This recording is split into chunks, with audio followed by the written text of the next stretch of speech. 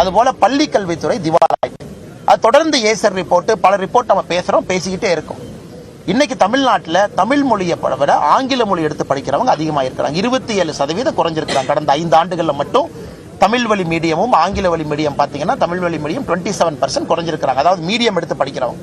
இதெல்லாம் இருக்கும் பொழுது மோடி அவர்கள் தேசிய கல்வியில் என்ன சொல்றாங்க, 1ஆவதுல இருந்து 5ஆவது வரைக்கும் தமிழ் வழி மீடியத்தை படிங்கிறாங்க. இது தாய்மொழியை ஊக்குவிக்கிறது, தமிழ் மொழியை ஊக்குவிக்கிறது. இது எதையும் புரிந்து கொள்ளாத அமைச்சர்கள் எதற்காக இப்படி பேசுறாங்கன்னு தெரியலங்கண்ணா. பள்ளிக்கல்வித்துறை அமைச்சர் பிரெஞ்சு கேட்டா, என் பையன் 7ஆவதுல கேட்டான், அப்பா நான் கொஞ்சம் ட்ரை பண்ணட்டுமான்னு கேட்டான், அதனால மகனே ட்ரை பண்ணு மகனேன்னு சொல்லிட்டு பிரெஞ்சு கடிக்க வச்சு இந்த மாதிரி கதையெல்லாம் சொல்லுகின்றார்கள்.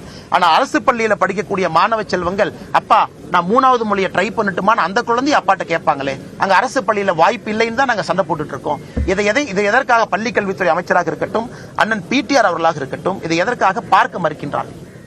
நிர்மலா சீதாராமன் தொடர்ந்து தமிழகத்தை அவமதிச்சுட்டே இருக்கிறாங்க பார்லிமெண்ட்ல. ஆனா இது புதுசா இருக்குங்க. நான் இங்க பாருங்க, நானும் முதலமைச்சரை நான் பல இடத்துல முதலமைச்சரை நான் கிரிட்டிசைஸ் பண்றேன். தமிழகத்தினுடைய முதலமைச்சர் சரியா செயல்படலின்னு சொல்றேன். அதற்காக தமிழகத்தினுடைய மக்கள் சரியில்லைன்னு அர்த்தமா? முதலமைச்சர் ஆர்குமெண்ட் என்ன? இல்ல ஓட்டு போட்டு என்னை தேர்ந்தெடுத்தாங்க, நான் தான் முதலமைச்சர், என்னை நீ தவறா சொல்றனால தமிழ்நாட்டு மக்களை தவறா சொல்றேன்னு அர்த்தமா?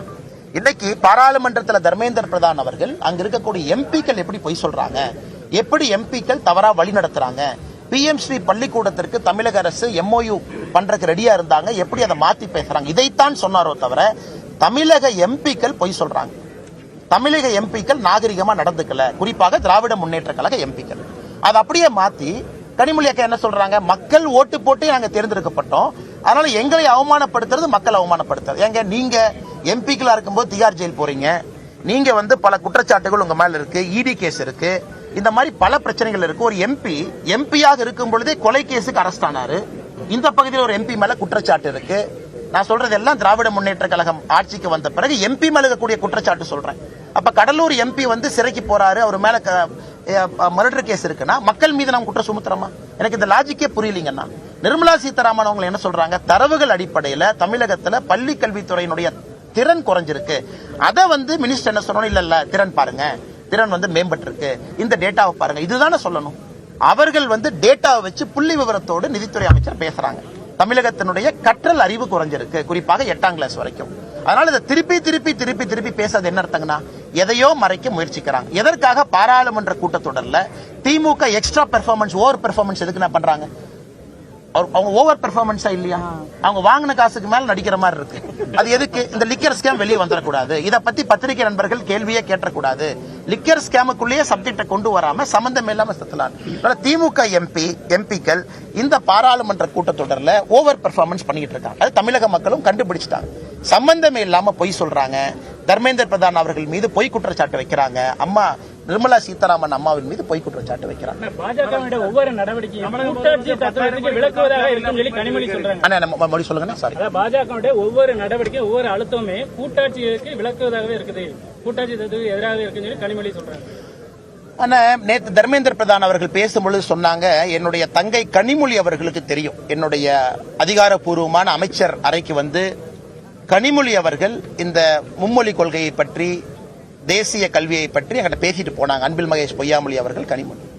அதனால சூசகமா சொன்னாங்க, சகோதரி கனிமொழிக்கு எல்லாம் என்ன நடந்ததுன்னு தெரியும், அதை நான் இந்த அவையில சுட்டி காட்ட விரும்பவில்லை, அது நாகரீகமாக இருக்காதுன்னு சொன்னாங்க. அதனால கனிமொழி அக்கா உள்ள என்ன சொல்லியிருப்பாங்க, மினிஸ்டர் நினைச்சிருப்பாங்க ஆல்ரெடி குடும்பத்துக்குள்ள கனிமொழி அக்காக்கு பிரச்சனை, அவங்க என்ன பேசினாங்கிற உண்மையை சொன்னா மறுபடியும் கனிமொழி அக்காக்கு அதிக பிரச்சனை தான் ஆகும்னு நினைச்சிருக்கலாம்.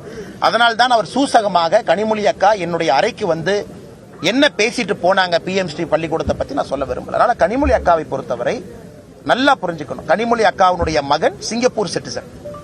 அதிகாரப்பூர்வமா சொல்றது எல்லாருக்கும் தெரியும். தென் மாவட்டங்கள் நம்ம முடிச்சிடறேன் என்ன கேள்வி. சிங்கப்பூர் சிட்டிசன், அவங்க வேறு விதமான கல்வி படிக்கிறாங்க.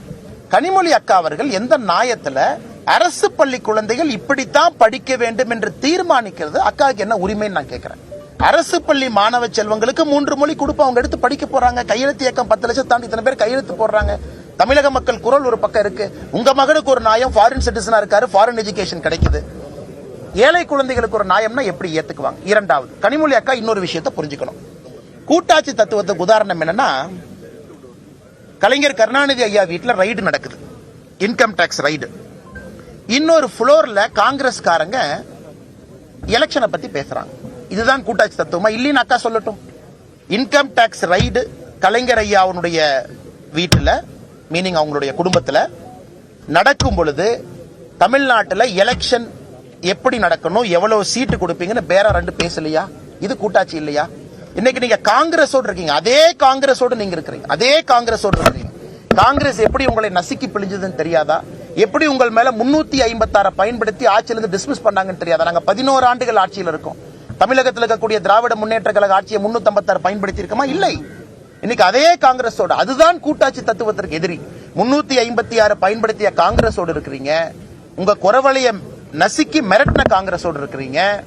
இந்திரா காந்தி அம்மையார் உங்களுக்கு என்னவெல்லாம் செஞ்சாங்கன்னு உங்களுக்கு நல்லா தெரியும், அவர்களோடு இருக்கிறீங்க. இன்னைக்கு கனிமொழி அக்கா எங்களை பாற்று பாரதிய ஜனதா கட்சி கூட்டாட்சி தத்துவதற்கு எதிரான கட்சினா எப்படி ஏத்துக்க முடியுங்கண்ணா? தென் மாவட்டங்களில் தொடர்ச்சியா மோதல்கள் அரங்கேறிக்கின்றன. அது நம்ம ஸ்கூல் பசங்க பாத்தீங்கன்னா ஜாதிய மோதல், அருவாள் கலாச்சாரம் தொடர்ச்சியா வந்துட்டு இருக்கு. 2 நாள் முன்னாடி கூட ஸ்கூல் பையனை வெட்டி இருக்காங்க. பள்ளிக்கூடத்துல படிக்காம வேற ஏதோ செஞ்சுக்கிட்டு இருந்தா திமுக அரசு இரும்பு கரம் கூட அடக்குதுன்ற மாதிரி எல்லாம் சொல்றாங்க. அந்த இரும்பு கரத்தை நான் பார்க்கணும்னா, அந்த இரும்பு கரத்தை, மாயாவி இரும்பு கரத்தை முதலமைச்சர் அவர்கள் அவருடைய கிளவுஸ் எல்லாம் திறந்து மக்கள்கிட்ட இதான் இரும்பு கரன் காட்டணும். அது பித்தாளையா, இரும்பா, களிமண்ணா, அது என்ன இரும்பு கரன் பார்க்கணும். என்னை பொறுத்தவரை இன்னைக்கு அது இரும்பு கரம் இல்லைன்னா அது வந்து களிமண்ல இருக்கு. ஓங்கி குத்துனீங்கன்னா களிமண் உடைஞ்சு போயிடும்.